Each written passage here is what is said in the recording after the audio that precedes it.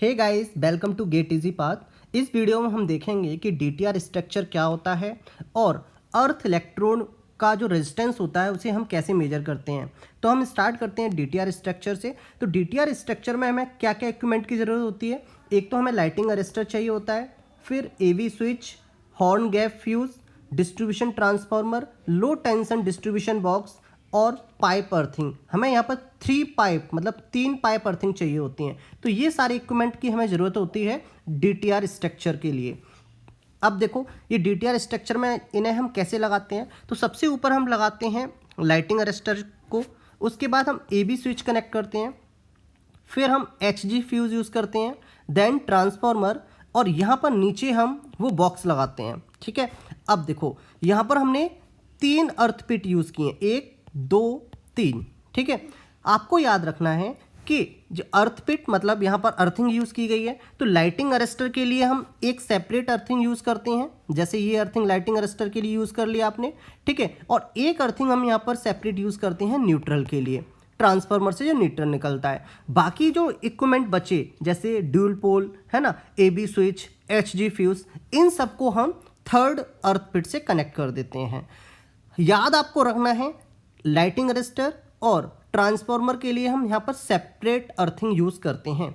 अब देखो ये हम अर्थिंग कैसे करते हैं। यहाँ पर हम अर्थिंग में क्या करते हैं कि 3 अर्थिंग को करते हैं।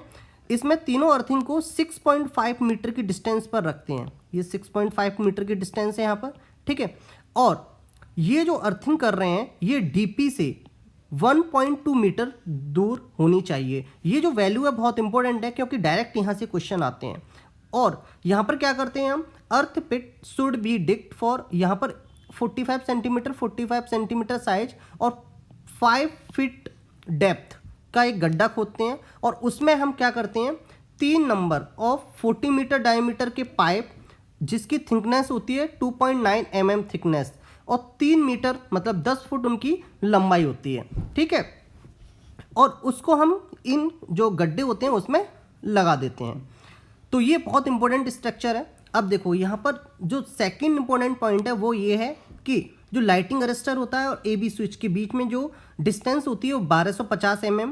लाइटिंग एबी स्विच और एचजी फ्यूज़ के बीच में जो डिस्टेंस होगा वो 750 mm होगी, और जो एचजी फ्यूज़ होता है और जो ट्रांसफार्मर होता है उसके बीच में जो डिस्टेंस वो होगा 800 mm। तो ये सारी डिस्टेंस बहुत इंपॉर्टेंट है। अब देखो यहाँ पर हम लाइटिंग अरेस्टर क्यों यूज़ करते हैं। लाइटिंग अरेस्टर को हम यूज़ इसलिए करते हैं कि जब भी लाइटिंग होती है तो उसे बाईपास कराने के लिए हम लाइटिंग अरेस्टर का यूज़ करते हैं। ठीक है, एबी स्विच हम यूज़ करते हैं जैसे कहीं फॉल्ट हो गया। ठीक है, जैसे ट्रांसफार्मर को आपको रिपेयर करना है तो एबी स्विच को पहले डिस्कनेक्ट करोगे, उसके बाद आप ट्रांसफार्मर रिपेयर कर सकते हो। तो एबी स्विच हम इसलिए यूज़ करते हैं। एचजी फ्यूज़ हम इसलिए यूज़ करते हैं जैसे यदि ट्रांसफार्मर जैसे 5 एम्पियर उस करंट की उसकी रेटिंग है, यदि उससे ज़्यादा उससे करंट आएगा तो जो एचजी फ्यूज़ होगा वो ओपन हो जाएगा। ठीक है, तो एचजी फ्यूज़ हाई करंट से हमें सेव करता है ट्रांसफार्मर को। अब देखते हैं कुछ इंपॉर्टेंट पॉइंट जो इससे डायरेक्ट क्वेश्चन आते हैं, जैसे every fifth pole and all support provided with mass और block concrete foundation shall be earthed. हमेशा आपको याद रखना है, जैसे ये खंबे हैं मतलब जो पोल हैं उसका जो 5th पोल होगा, जैसे 1st, 2nd, 3rd, 5th पोल हमेशा अर्थ होना चाहिए, है ना। नेक्स्ट, लाइन कैरिड ऑन, जो लाइन जारी होती है जैसे ट्रांसमिशन लाइन, वो आरसीसी पोल और पीएससी पोल से होकर जानी चाहिए। थर्ड, जो स्पेशल लोकेशन होती है जैसे रेलवे लाइन है ना, railway and telegraph crossing, special structure etc, यहाँ पर हम पाइप अर्थिंग यूज़ करते हैं। और वो पाइप अर्थिंग में हम क्या करते हैं 25 mm का जीआई पाइप यूज़ करते हैं, और जिसकी जो लेंथ होती है वो 2.5 से 3 मीटर के बीच में होती है। अब स्टार्ट करते हैं measurement of earth electrode resistance. Earth electrode का रेजिस्टेंस हम कैसे मेजर करते हैं। तो फर्स्ट मेथड है इसमें फॉल ऑफ पोटेंशियल मेथड, बहुत इंपॉर्टेंट मेथड है ये। इसमें हम क्या करते हैं 3 इलेक्ट्रोड लेते हैं। फर्स्ट इलेक्ट्रोड अर्थ इलेक्ट्रोड है, सेकंड हमने यहाँ पर क्या है ऑक्सिलरी पोटेंशियल प्रोब, जिसे हम ऑक्सिलरी इलेक्ट्रोड बोलते हैं, और थर्ड लिया है यहाँ पर ऑक्सिलरी करंट प्रोब। ठीक है, ऑक्सिलरी करंट प्रोब क्यों बोला, क्योंकि यहाँ पर मैंने अमीटर कनेक्ट किया है। इसे पोटेंशियल प्रोब इसलिए बोला क्योंकि यहाँ पर मैंने वोल्ट मीटर कनेक्ट किया है। अब मैं क्या करता हूँ, स्टार्टिंग में जैसे मैंने बोला कि जो आपका ऑक्सिलरी पोटेंशियल प्रोब है जिसे मैं एस बोल रहा हूँ, ये प्रोब मतलब ये जो इलेक्ट्रोड है मैंने पहले यहाँ कनेक्ट किया है ना। अब मैंने यहाँ पर फाइंड किया रेजिस्टेंस की value R equals to V upon I से, और उसके बाद मैंने रेजिस्टेंस की वैल्यू नोट कर ली। उसके बाद मैंने क्या किया, इस जो S प्रोब है, जो S इलेक्ट्रोड है, मैंने उसे मूव कराया इस साइड, और मूव कराते ही मैंने वैल्यू नोट करना स्टार्ट की। बार बार आपकी जैसे यहाँ पर B1 I1 था, है ना, जैसे B1 अपॉन I1 था, यहाँ पर क्या है V2 अपॉन I। तो ये रेजिस्टेंस की वैल्यू यहाँ पर क्या होगा, इंक्रीज होती जाएगी। जैसे जैसे आप S को मूव कराओगे इस साइड तो रेजिस्टेंस की वैल्यू इंक्रीज होती जाएगी। जैसे यहाँ पर आप देख रहे हो ये रेजिस्टेंस की वैल्यू इंक्रीज हो रही है, ठीक है। लेकिन एक पॉइंट आएगा जहाँ पर आप देखोगे कि एक डिस्टेंस पर जो रेजिस्टेंस की वैल्यू है वो फिक्स हो गई, ठीक है। जब रेजिस्टेंस की वैल्यू फिक्स हो जाती है तब आप, जैसे मैंने बोला V3 पर वो फिक्स हुई, तब वो वैल्यू जहाँ पर रेजिस्टेंस की वैल्यू फिक्स हो गई है उस वैल्यू को बोलेंगे कि वो जो अर्थ इलेक्ट्रोड मतलब जो टेस्ट इलेक्ट्रोड है जिसका रेजिस्टेंस मेजर कर रहे हैं वो रेजिस्टेंस होगा उस अर्थ इलेक्ट्रोड का। जैसे यहाँ पर देखो रेजिस्टेंस की वैल्यू इंक्रीज कर रही है पहले, और एक पॉइंट आएगा यहाँ पर जो रेजिस्टेंस की वैल्यू कांस्टेंट हो जाएगी जब प्रोब को मतलब उस इलेक्ट्रोड को मूव कराओगे, ठीक है। तो यहाँ पर इस पॉइंट को आप बोलोगे कि ये अर्थ रेजिस्टेंस है जिसका हम रेजिस्टेंस मेजर कर रहे हैं। उसके बाद जैसे जैसे आप इसे मूव कराओगे इस साइड तो ये रेजिस्टेंस की वैल्यू फिर इंक्रीज होना स्टार्ट हो जाएगी। तो लगभग 62% ऑफ डिस्टेंस, मतलब जैसे फॉर एग्जांपल ये डिस्टेंस है 100 मीटर यहाँ से लेके यहाँ तक, है ना। तो 62 मीटर पर यहाँ से लेके 62 मीटर पर ये जो डिस्टेंस है यहाँ पर 62 मीटर पर ये जो वैल्यू होगी वो आपको एग्जैक्ट वैल्यू मिलेगी किसकी, ग्राउंड टेस्टेड प्रोब या ग्राउंड टेस्टेड जिसका हम रेजिस्टेंस मेजर कर रहे हैं, है ना, अर्थ इलेक्ट्रोड।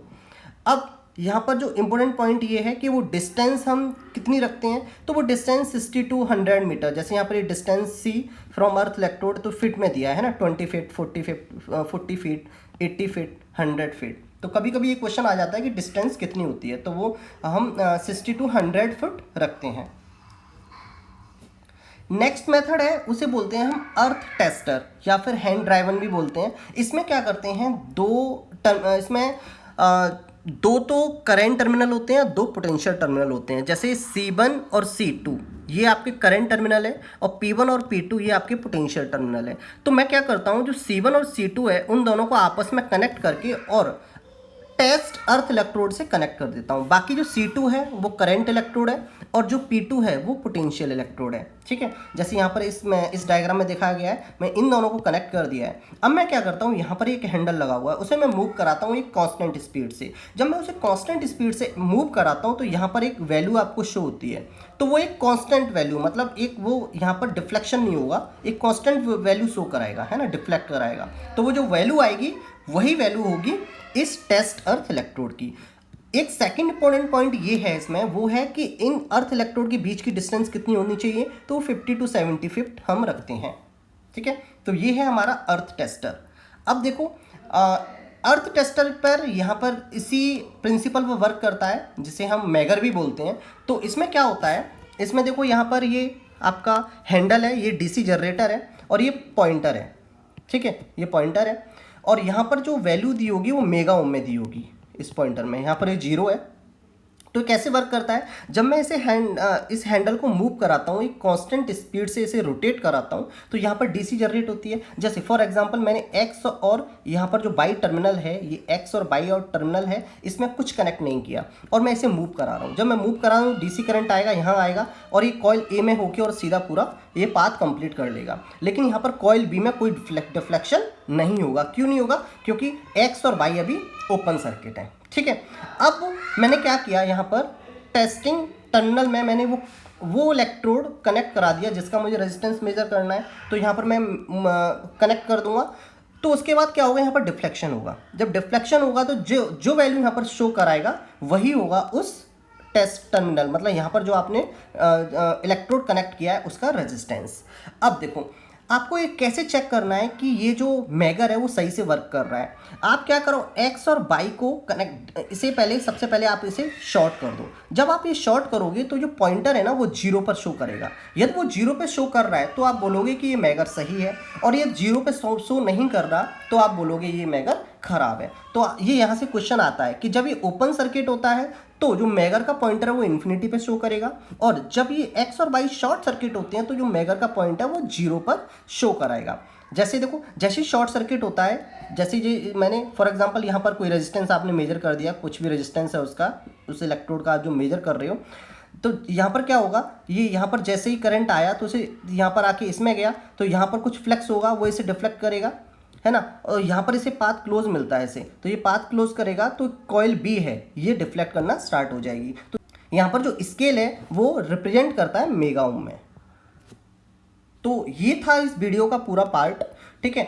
नेक्स्ट वीडियो में हम देखेंगे कि इन सारे टॉपिक के ऊपर जो भी क्वेश्चन जेईई एग्जाम में पूछे जा चुके हैं उन सारे क्वेश्चन को हम नेक्स्ट वीडियो में सॉल्व करेंगे। तो thank you for watching this video. यदि आपको ये वीडियो अच्छा लगा है तो आप इसे लाइक करें, शेयर करें।